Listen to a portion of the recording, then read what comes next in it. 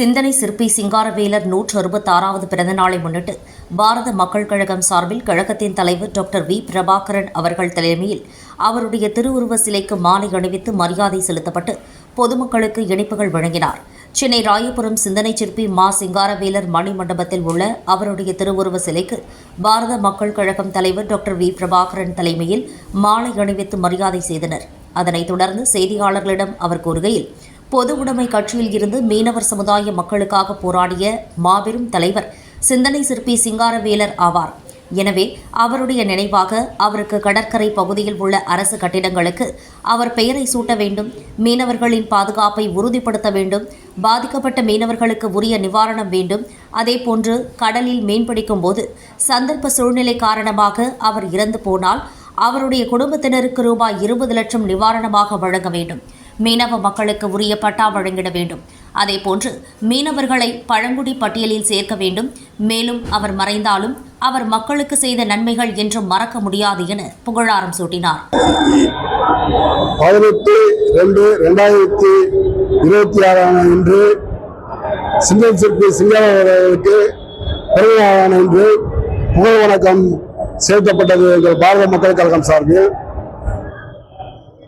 பொது உடைமைவாதி ஐயா சிந்தனை சிற்பி சிங்காரவேலர் அவர்கள் பிறந்தநாளான இன்று தமிழக அரசுக்கு பாரத மக்கள் கழகம் சார்பில் கோரிக்கை வைக்கின்றோம். தமிழக அரசு மீனவர்களை, கடற்கரையில் வாழும் மீனவர்களை ஒட்டுமொத்தமாக காப்பாற்ற தமிழக அரசு நடவடிக்கை எடுக்க வேண்டும்.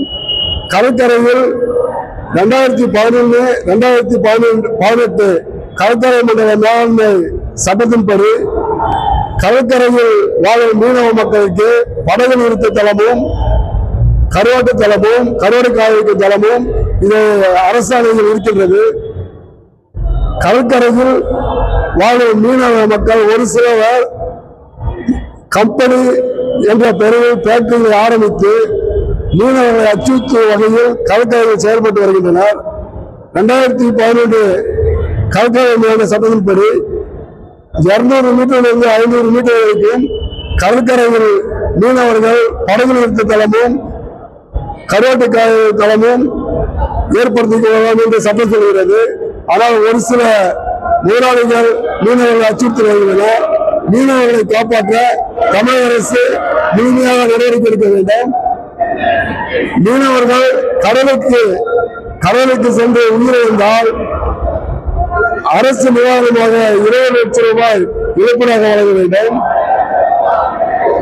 மீனவர்கள் இறந்த உடனேயே குறுகிய காலகட்டத்தில் அந்த நிவாரணம் போய் அவர்களுக்கு அடைய வேண்டும். ஏனென்றால் விசாரணை அடிப்படையில் 7 வருஷங்களாக தாமதமாக விசாரிச்சுதான் அந்த நிவாரணம் போய் சேர்கின்றது. தமிழக அரசு இனிமேல் அது மாதிரி இருக்காத அளவிற்கு உரிய நேரத்தில் நிவாரணம் வழங்க தமிழக அரசு நடவடிக்கை எடுக்க வேண்டும் என்று எங்கள் பாரத மக்கள் கழகம் சார்பில் கோரிக்கையாக வைக்கின்றோம்.